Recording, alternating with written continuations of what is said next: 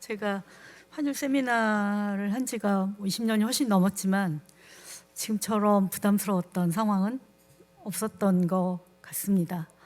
뒤에 차트로 보셔도 지금이 얼마나 이례적인 상황인지 이해를 하실 수 있을 것 같은데, 그래서 오늘 세미나의 제목도 너무 거대 담론이에요.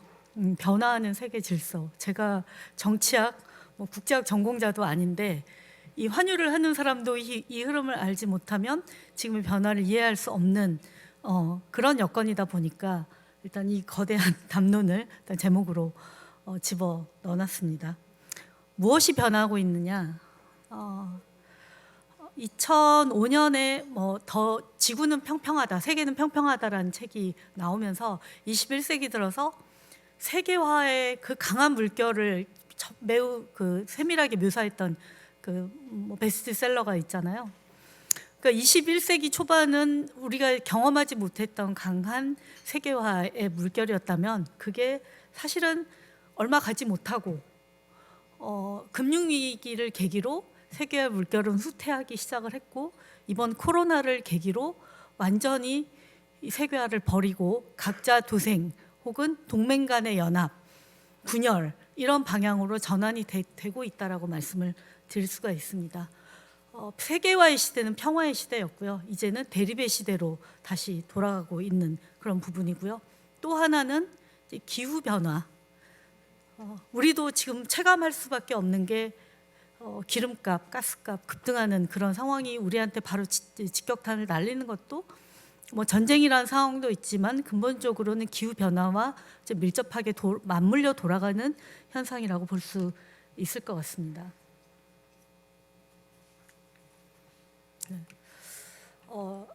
일단 그 부분은 좀 이따 설명을 드리기로 하고, 저희가 지금 시장에서 가장 화두로 생각하는 주제 하면은 단연 물가일 겁니다. 왼쪽 차트를 보시면 주요국 물가 상승률이에요. 우리나라 물가가 굉장히 낮아 보일 정도로 미국과 유로존 주로 선진국들의 물가가 가파르게 상승을 하고 있습니다. 신흥국도 예외는 아닙니다.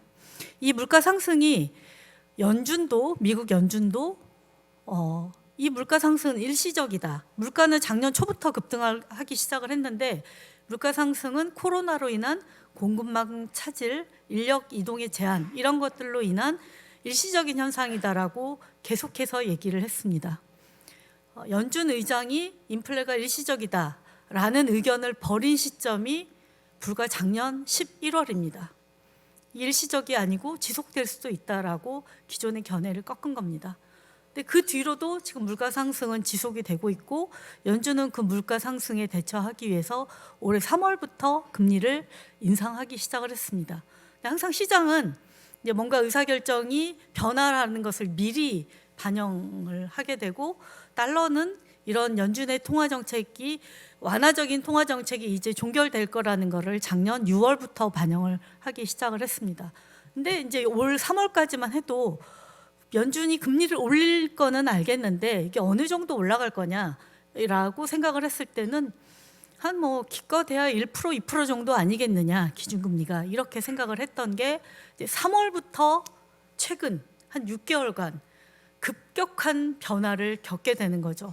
금리가 올해 연말에 길껏 한 1% 정도 갈 거라는 예상이 올해 초에 있었었는데 그 전망이 이번 최근의 미국 물가 지표를 반영을 하면서 무려 이제 4% 중반, 5%를 부르는 이제 견해도 등장을 하는 등 굉장히 소위 이제 채권 시장 기준으로 혁명적인 견해의 변화가 일어나고 있는 상황입니다. 그만큼 물가 상승이 상당히 강력하게 진행이 되고 있고, 거기에 중앙은행이 물가를 막기 위한 모든 대책을 집중을 해야 되는 그런 상황이라는 것을 좀 반영을 하고 있습니다.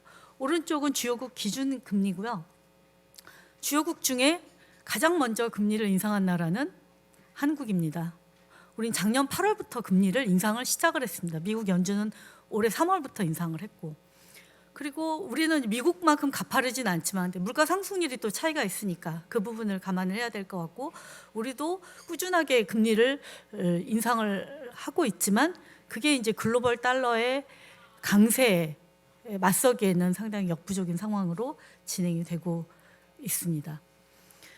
두 번째 차트는 그런 이런 물가에 대한 인식이 변화하고 거기에 따라 통화 정책의 대응이 급격하게 변화하는 환경에서 금융시장이 어떻게 움직였냐 하는 거를 한번 좀 살펴보시겠습니다. 첫 번째 차트는 미국 채권 금리고요. 두 번째는 미국과 유로존의 주가 지수입니다.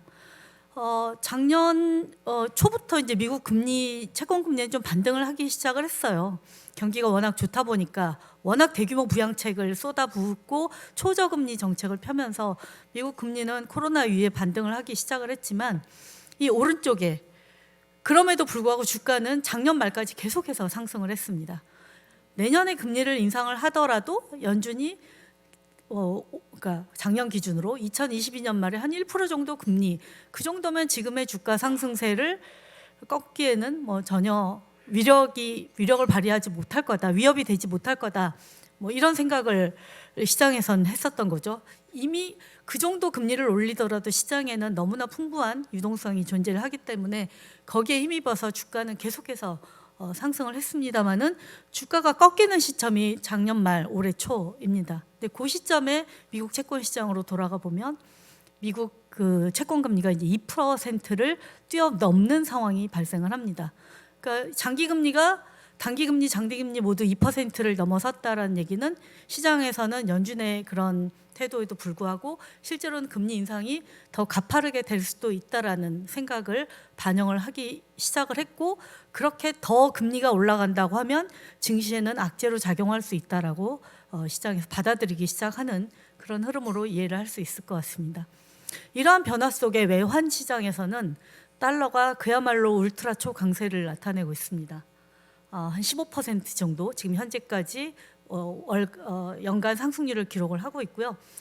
주가는 뭐 한 해 20% 30% 이렇게 움직이기도 하지만 환율이 1년에 더구나 달러와 같은 통화가 10% 이상 움직이는 것은 굉장히 이례적입니다.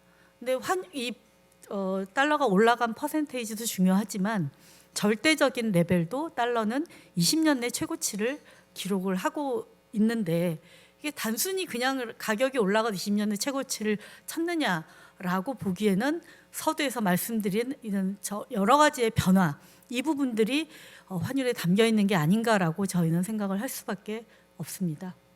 오른쪽은 이제 올해만 놓고 보면은 에너지랑 곡물 이쪽으로만 가격 상승이 펼쳐졌고, 올해 전체적으로 경기가 부진하고 중국이 봉쇄 조치를 펼치면서 비철금속 쪽은 올해 우크라이나 사태 이후의 급등폭을 다 반납을 하고 오히려 지금 연간으로는 마이너스를 기록을 하고 있지만, 이 에너지 가격의 급등, 에너지가 모든 부분에 있어서 그 가격에 영향을 미치는 변수이다 보니까 에너지 가격의 급등의 여파가 상당히 크게 작용을 하고 있습니다.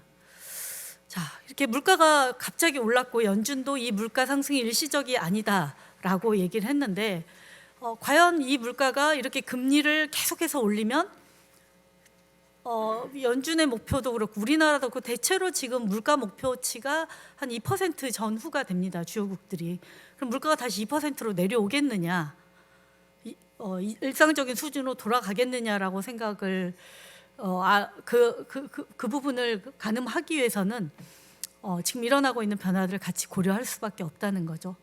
코로나로 인해서 엄청나게 늘어났던 풍부한 유동성, 코로나로 인해서 발생했던 공급망의 차질, 그다음에 인력 이동의 제한으로 인한 노동 공급의 감소, 이런 부분들은 사실 이제 코로나가 상당히 이제 노말로 돌아가는 그런 상황이 펼쳐지고 연준이 강력하게 금리를 인상을 하면서 이 부분은 상당히 해소될 수 있는 부분이라고 생각을 합니다. 근데 지금의 물가 상승의 또 다른 배경으로 작용하고 있는 큰 부분이 서두에서 말씀드린 탈세계화의 흐름, 탈세계화라는 것은 효율성에 기반을 해서 모든 생산과 물류와 유통 이런 것들이 공급망이 재편이 되면서 굉장히 효율화가 됐고, 그게 전 세계 비용을 낮춰주는데 혁혁한 기여를 했다면, 이 공급망이 효율을 기반으로 움직이는 것이 아니라 가치를 기반으로, 그러니까 정치적인 가치, 어떤 기후 변화도 있고요, 여러 가지들을 가치 중심으로 움직이게 되면 이건 효율성을 버려야 되는 그런 상황입니다. 그래서 그리고 또 동맹 뭐 정치적인 측면에서는 미국 중심으로 동맹국들을 이렇게 다시 모으는 그런 작업으로 전개가 되면서 이 탈세계화가 발생시키는 물가 상승, 또 에너지 전환이 발생시키는 물가 상승을 저희가 계속해서 지켜봐야 되는 변수가 될 수밖에 없다는 겁니다. 에너지 전환, 이제 탈탄소 시대로 이제 넘어가고 있는데 이 과정에서 화석연료에 대한 소비가 줄기는 줄겠죠. 근데 문제는 화석연료의 공급도 같이 감소하다 보니까 화석연료 대체 에너지는 아직 완전히 준비가 되지 않은 상태에서 화석연료 가격은 고공행진을 이어가는 이런 흐름이 펼쳐지다 보니까 이 에너지 전환 과정에서 발생하는 물가 상승 요인도 앞으로 기본적으로 지속될 수 있는 변수라고 생각을 하고요. 또 평화의 시대에서 대립의 시대로 넘어갔고 그거의 가장 대표적인 상징이 사실은 2018년에 이제 미중 무역 전쟁일 거고요. 이번에 우크라이나 사태, 우크라이나 러시아 전쟁으로 인한 부분들 여러 가지 대립의 상황이 발생하는 것도 코로나와 별개 이 러시아가 지금 에너지를 가지고 이렇게 무기화를 하는 그런 상황에서도 볼 수 있겠지만 이렇게 여러 가지 대립이 발생을 하면 그에 따른 공급 차질이 여러 부분에서 생각하지 못하는 공급 차질이 저희가 어떻게 보면 거의 지난 20년 동안 가장 평화로운 효율적인 세상을 만들어 왔다면 그게 깨지는 과정에서 대립과 탈세계와 에너지 전환 이러한 변수들이 저물가 시대로 돌아가기는 어렵게 하는 재료가 아니겠느냐 생각을 합니다. 물론 이제 연준의 금리 인상이 일정 부분 기여하는 바는 있겠지만 이게 전 세계를 둘러싼 환경의 변화를 다 바꿀 수는 없는 그래서 이전의 물가 수준으로 돌아가기 힘든 여건이 지금 현재 진행이 되고 있는 게 아닌가라고 생각을 합니다. 이러한 가운데서 지금 이 어떤 대립 또 공급망 재편의 가장 상징적인 사건, 상징적인 이슈가 바로 이제 올해 8월에 미국에서 서명이 된 인플레 감축법과 반도체법입니다. 기업체들도 굉장히 이 영향에 대해서 어떻게 대처를 해야 될지 다각적으로 고민을 하고 있는데 이게 공급망 재편을 아주 확연하게 법으로 지금 제시를 하면서 시장의 변화를 강력하게 촉구하고 있는 그런 상황이라고 할 수가 있겠습니다. 이건 공급망 재편이고 공급망 재편이 중국을 견제하려는 목적과 이제 맞닿아 있으면서 우리도 이 상황에서 어떤 전략적 선택을 해야 되느냐 굉장히 어려운 국면에 처해 있죠. 다만 좀 전문가들의 좀 견해 이 부분과 관련된 전문가들의 견해를 보면 그래도 어쨌든 제조업의 지금 재편이 일어나고 있는데 제조업의 공급망이 재편이 일어나고 있는데 주요한 그 제조업 부분에 있어서 우리나라가 상당한 기술적인 경쟁력을 갖고 있기 때문에 이게 어떻게든 활용할 수 있는 여지는 충분히 있다. 이 흐름에서 우리가 도태가 되기보다는 전략적 선택을 잘 하게 되면 우리도 이제 좋은 포지션으로 오히려 갈 수 있는 기회가 될 수 있다라고 얘기를 하고 있습니다. 저도 뭐 잘은 모르지만 그럴 것 같습니다. 그런데 이제 문제는 이게 재편되는 과정에서의 불확실성이 당분간은 상당히 높은 상황이 된다라는 거죠. 그리고 재편되는 과정에서 중간에 잘못된 선택이 있을 수도 있고 그런 것들이 또 시장의 불확실성을 높일 수 있는 그런 재료로 작용을 하다 보니까 우리에게 중장기적으로 기회가 될 수 있는 그런 변화이기도 하지만 어쨌든 지금 현재로서는 굉장히 불확실성에 놓인 그런 상황이 전개가 되지 않을까 싶습니다. 지금 굉장히 좀 큰 주제를 다뤘고요. 지금 당장 현안으로 조금 더 돌아보도록 하겠습니다. 제가 그렇다고 해서 뭐 3년 후, 5년 후 환율을 전망할 수는 없는 거고 어차피 경제 전망이라는 게 1년 후 전망, 보통 이제 올해 한 9월, 10월에 내년도 경제 전망을 내놓고 유수의 기관들과 계속 이제 수정해 가는 그런 과정을 거치는데 좀 시계를 이제 조금 더 좁혀서 올해 연말 그다음 내년도 정도까지 봤을 때 우리가 좀 주목해야 될 변수는 뭐가 있느냐. 역시 일단 가장 중요한 거는 지금의 물가가 어느 정도 언제 빨리 하향 안정화 될 수 있느냐가 가장 핵심적인 변수가 아닐까 생각을 합니다. 그런 점에서는 물가의 경로를 뭐 예측이 되면 좋은데 이게 물가에 대해서 중앙은행이 대응을 하는 그런 주고받고의 그 흐름이 펼쳐지다 보니까 이게 지금 어느 선에서 소위 안정화의 단계로 접어들지에 대한 예측은 시장에서 너무나 지금 의견이 갈려 있는 상황이라서 그 자체를 뭐 어떤 결정적으로 제가 의견을 제시를 하기는 어려울 것 같습니다. 그렇지만 지금까지 나와 있는 정보들을 종합을 해 봤을 때 지난 한 7월, 8월 달에 시장에서 잠깐 미국이 이 금리를 올해까지만 인상을 하고 내년 빠르면 2분기부터는 금리를 인하할 수도 있다라고 기대를 하면서 주가가 한 10% 이상 이렇게 반등을 하기도 했습니다. 하지만 최근에 미국 물가 지표 나온 걸 보더라도 특히 이제 미국은 저희가 사실 너무 이제 그 주요국들을 보면 너무 부러운 거지만 지금 어쨌든 수요가 미국, 그러니까 유럽은 금리를 물가 때문에 올리긴 하지만 공급 측 요인에 의해서 거의 전적으로 발생하는 물가 상승이라고 하면 미국은 이런 공급 측, 공급 제약뿐만 아니라 강력한 수요에 의해서 물가 상승이 동시에 발생을 하고 있는 거고 미국 연준은 이 수요를 억제하기 위한 목적으로 지금 금리 인상을 밀어붙이고 있는 상황입니다. 그리고 지금 여러 가지 이번 물가에서도 근원 물가가 지금 뭐 6%대로 이렇게 올라가는 그런 현재 상황을 보게 되면 지금 이 정도 우리가 기존에 예상했던 것보다 조금 더 강한 금리 인상이 전개될 가능성도 좀 배제는 할 수 없다. 그렇게 생각을 할 수가 있을 것 같고요. 또 시계로 봤을 때는 적어도 연내에는 굉장히 적극적으로 금리를 인상을 할 거라고 봅니다. 이게 초기에 시장의 물가 상승이 지속될 거란 기대를 억제하는 것, 이게 연준의 정책의 가장 큰 목표이다 보니까 이 고물가 기대가 정착되는 것을 막기 위해서 적어도 올해 안에는 좀 적극적으로 금리를 인상을 할 것으로 예상이 되고요. 그래서 기존의 미국 이번 달 그 CPI 나오기 전만 해도 연준의 금리 상단이 한 시장에 3.5%? 많이 본 데가 4% 이렇게 예상을 했는데 이게 다시 4에서 4.5%로 연내에 급격하게 또 다시 상향 조정이 되고 있는 상황입니다. 그래서 연준도 일단은 기대 물가, 시장의 물가 상승에 대한 기대를 억제하기 위해서 적어도 올해 안에는 적극적으로 금리를 인상을 할 수밖에 없는, 그래서 연준이 금융시장을 살려주려는 뭔가 대책이라고 하면 금리 인상을 속도를 줄이거나 뭐 인하를 암시하거나 그런 부분이 될 건데 그런 정책을 펼 가능성은 상당히 낮다라고 보고 있습니다.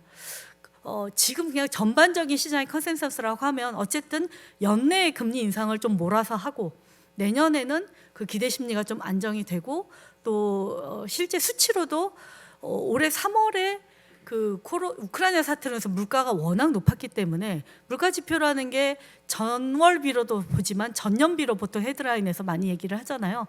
그렇게 되면 내년 2분기 정도 되면은 기저물가, 그러니까 올해 3월이 높았기 때문에 3, 4월이 높았기 때문에 내년 3, 4월부터는 전년비 증가율은 상당히 좀 낮아질 걸로 예상을 하고 있거든요. 그래서 이제 그런 부분들이 그런 것 부분, 그 다음에 금리 인상으로 해서 미국 최근 물가 상승에 많이 기여하는 부분이 주거비 부분인데 그 부분도 내년 2분기부터는 좀 하향 안정화될 거라는 게 시장의 현재로서의 좀 일반적인 컨센서스입니다. 그래서 지금 연준의 지금 2.5%죠. 2.5% 금리가 당장 이번 주에 75bp 인상을 하면 3.25%가 되고 연말까지 계속 인상을 해서 연말에 최소한 4%에서 4.5%까지 금리를 인상을 하고 최종 금리 상단에 대해서도 시장에서는 아직까지는 한 4.5% 정도를 컨센서스로 생각을 하고 있습니다. 그래서 내년에는 금리 인상을 많이 하지는 않을 거라고 보는 거죠.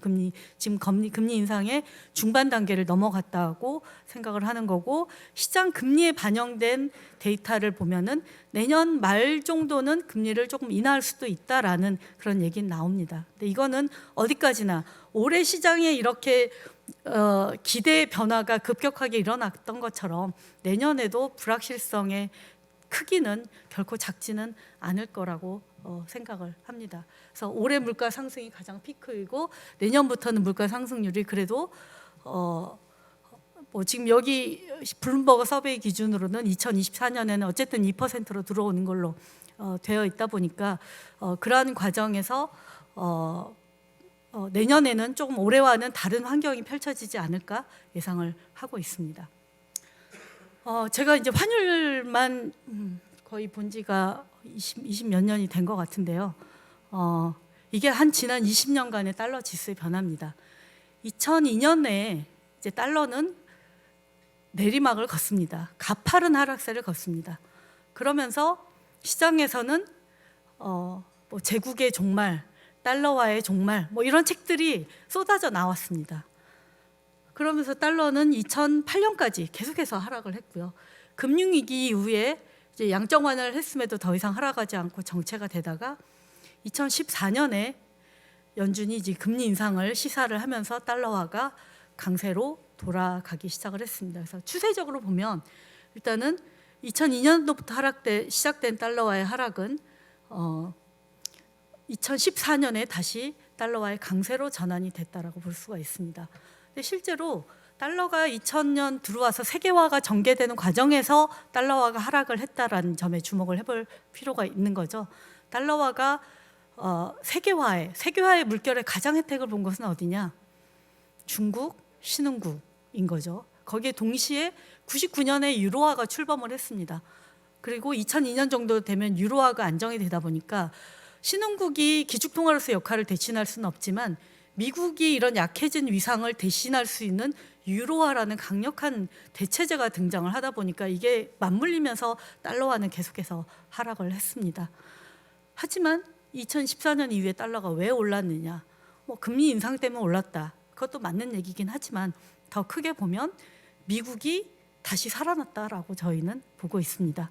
특히 이제 미국이 코로나 금융위기 이후에 셰일 혁명, 또 4차 산업에 대한 주도 이런 거를 통해서 다시 한번 좀 혁신을 했고요.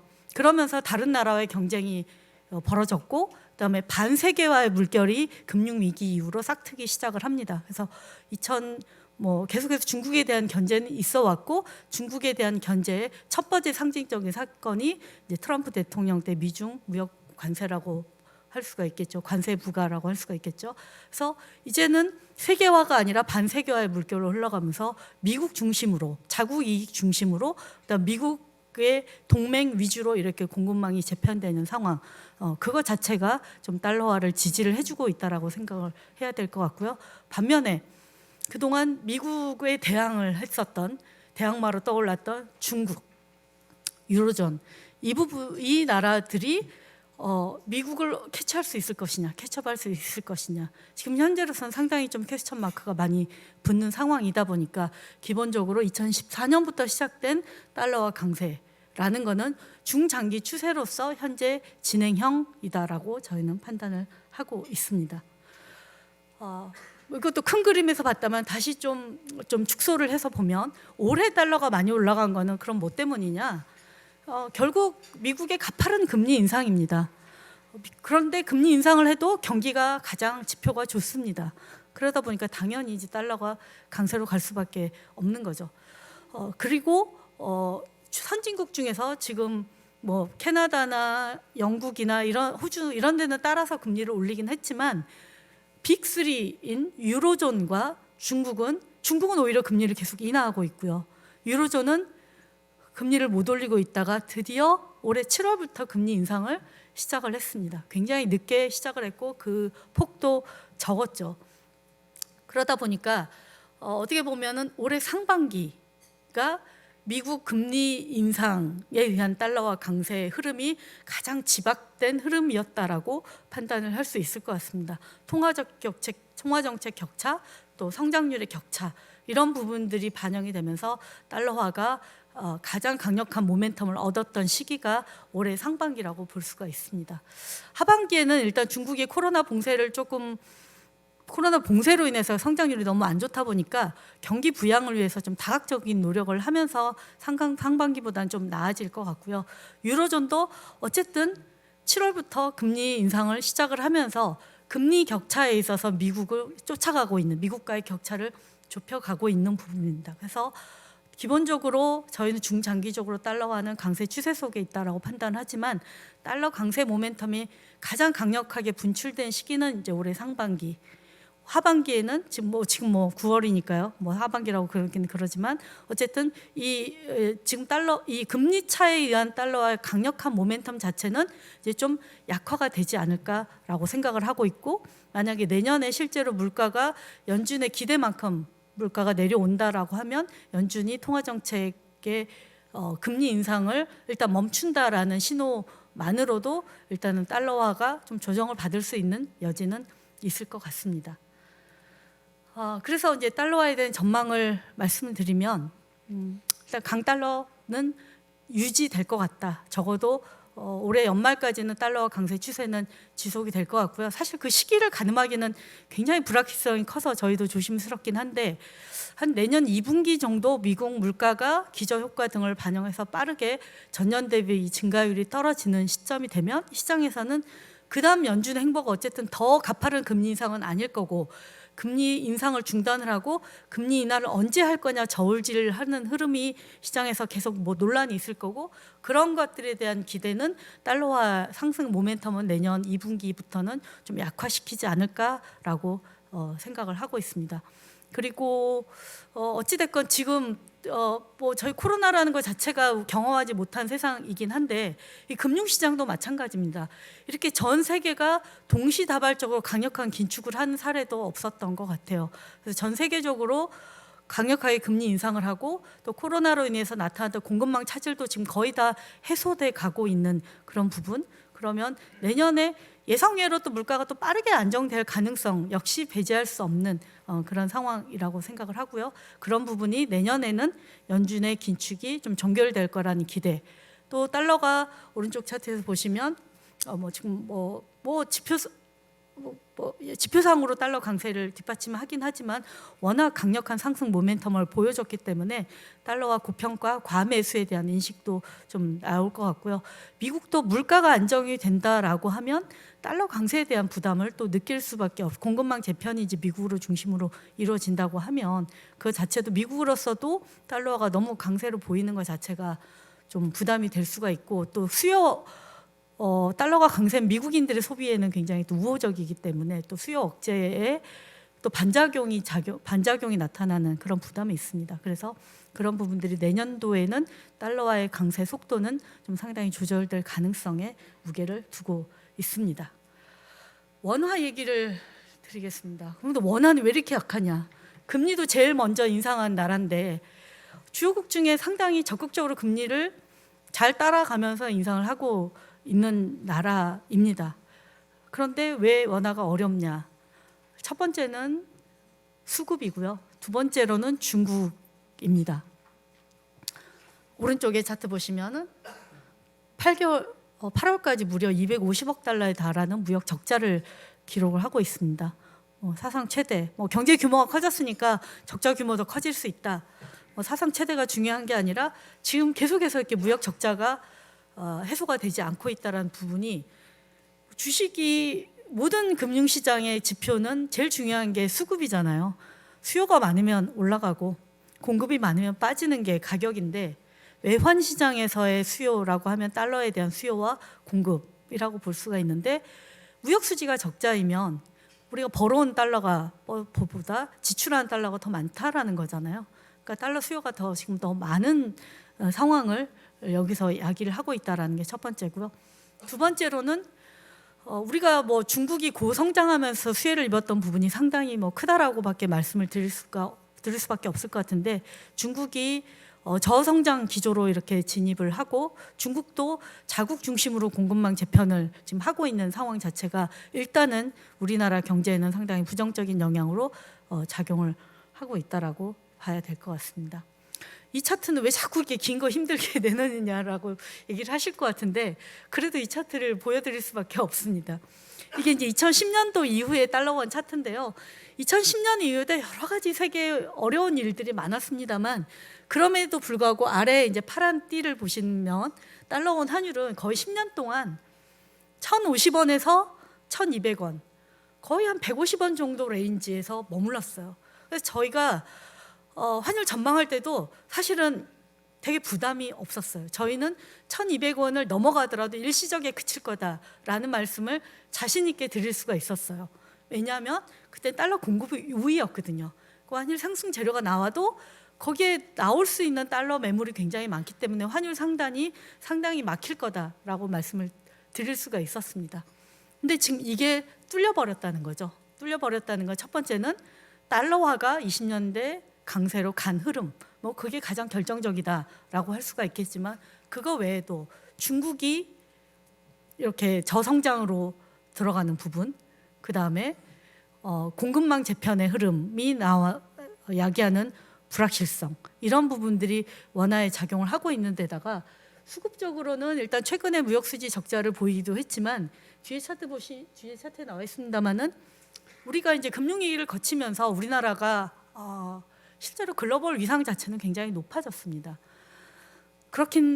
뭐 국민 소득도 늘어나고 여러 가지 신용 등급도 선진국들과 어깨를 나란히 하고 굉장히 좋은 상황이긴 한데 외환 시장 기준으로 보면 경상흑자를 많이 벌어들인 이후에 우리가 이 벌어들인 달러를 해외 투자를 너무너무 지금 적극적으로 하고 있거든요. 그러면서 제가 이 해외 투자 얘기는 한 5년 전부터 계속 세미나 때 얘기를 하고 있는데 이게 그래도 경상흑자가 많이 나오는 가운데 해외 투자가 있으니까 시장이 밸런스가 맞았는데 해외 투자는 계속 되는데 무역 수지가 적자니까 나가는 돈만 많은 상황이 발생을 하는 거죠. 그러다 보니까 환율이 우리가 금리 인상을 덜해서 올랐다 뭐 이런다기보다도 이 수급이라는 재료가 수급 자체가 원화를 다른 통화보다 좀 현재 취약하게 만든 요인으로 작용하고 있다라고 말씀을 드릴 수가 있습니다.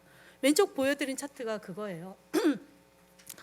2021년까지만 해도 외환시장 수급이 거의 밸런스입니다. 경상흑자가 많이 났지만 해외 투자가 워낙 많아서 거의 이제 간신히 균형을 맞춰 왔었는데 22년도 상반기만 놓고 봤을 때 오른쪽 차트를 보시면 올해 1월부터 7월까지 이 베이직 밸런스 기초 수급을 가지고 밸런스를 외환 수급을 맞춰봤더니 한 400억 달러 정도 마이너스인 거예요. 달러 공급보다 수요가 400억 달러 정도 올해 한 7월까지 더 많은 상황이 펼쳐졌다라는 겁니다. 이게 이제 달러 원 환율을 다른 통화보다 더 좀 쉽게 환율 상승 재료에 쉽게 반응할 수 있는 그런 변수를 만들고 있다라고 말씀을 드릴 수가 있습니다. 이제 올해 연간으로 첫 무역 적자 예상을 하고 있고요. 잘 아시는 것처럼 무역 적자의 가장 큰 원인은 에너지 수입액의 급증입니다. 올해 에너지 수입액이 작년 대비 크게 증가한 것을 확인을 할 수가 있죠. 원유만 77%, 1월 8월의 수입 증가율이 천연가스는 거의 100%에 육박을 하고 석탄도 160%입니다. 이게 우리나라 3대 에너지 수입 품목이고요. 이게 전체 수입의 한 20% 가까이 차지를 합니다. 근데 이제 또 하나는 중국이라는 거죠. 최근에 이제 대중 무역 수지가 적자로 돌았다. 기사 많이 보셨을 것 같은데 중국과 관련된 부분은 일단은 중국이 봉쇄를 하면서 우리가 중국에 대한 수출을 덜 할 수밖에 없었던 부분이고요. 중국도 자급화율을 최근에 굉장히 높여왔고 특히 뭐 전기차 뭐 이런 부분에 있어서 우리가 중국에 대한 의존도가 되게 높습니다. 중국은 자급자족을 하고 또 우리가 거기에 관련된 소재, 부품 이런 부분들은 또 중국에서 수입 의존도가 높다 보니까 이런 것들이 중국에 대한 무역 수지를 악화시켰고요. 또 우리나라 수출에서 가장 큰 비중을 차지한 게 반도체인데 상반기에 반도체 가격이 상당히 하락을 했는데 하반기에도 글로벌 경기가 둔화될 것으로 더 안 좋을 것으로 예상을 하고 있기 때문에 반도체에 대한 수요가 늘기 어렵겠죠. 근데 이제 또 생산을 해놓은 부분이 있다 보니까 최근에 재고가 많이 늘고 있어서 적어도 하반기, 뭐 시장에서 한 내년도 초까지는 반도체 가격 하락세가 이어질 수 있다라고 전망을 하고 있습니다. 그래서 이런 부분들이 여전히 원화에는 다 전체적으로 부정적인 재료로 작용을 할 것 같습니다. 그래서 연준이 금리를 올릴 때 우리가 금리를 그만큼 따라 올려야지 원화가 약세로 안 가는 거 아니냐 이런 얘기를 하기에는 우리의 금리 인상이라는 건 우리 경제 속도에 맞춰야 해야 되는 거지 단순히 미국 속도에 맞췄다가 우리 경제가 망가질 수도 있는 거거든요. 그래서 그거는 그렇게 보실 필요는 없을 것 같고 또 최근에 이렇게 무역 수지도 적자 났는데 외환보유액도 올해 한 200억 달러 넘게 줄었거든요. 이것도 위기 나는 거 아니냐. 저희는 어느 나라보다도 위기에 대한 트라우마가 있는 사람들이기 때문에 그런 생각을 하실 수가 있는데 지금의 외환시장 상황은 우리가 그동안 환율이 급등했던 거는 다 외화 유동성 때문이었어요. 달러 차환이 달러 빌린 거 차환이 안 되고 국내에 달러 보유한 달러가 굉장히 적고 이래서 문제였기 때문에 우리는 환율이 올라가면 이제 유동성 위기 위기를 떠올리기 마련인데 지금은 상당히 다른 국면이 펼쳐지고 있다고 생각합니다.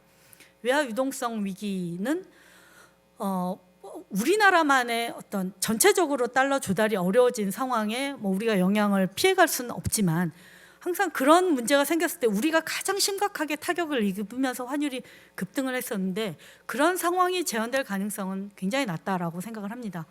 그 사이에 뭐가 바뀌었냐? 일단 외환보유 줄었다고 하지만 여전히 4천억 달러 절대 규모가 크고요. 가장 큰 거는 왼쪽 차트입니다.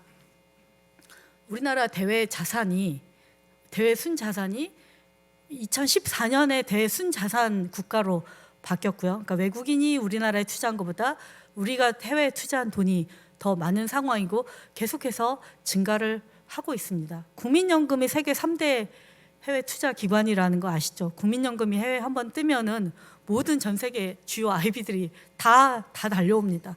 그럴 정도로 해외 투자를 굉장히 많이 하고 있고 신용등급도 우리가 금융위기 달라진 영국과 프랑스와 지금 신용등급이 같거든요. 그런 부분 어떤 대외 신인도에 의한 대외 유동성의 문제를 겪을 가능성은 낮다라고 생각을 합니다. 근데 지금은 외환 수급이 문제인. 그러니까 그러면 그게 외환 수급이 그것도 우리나라가 취약해지는 거 아니냐 이렇게 생각해 볼 수가 있긴 한데요.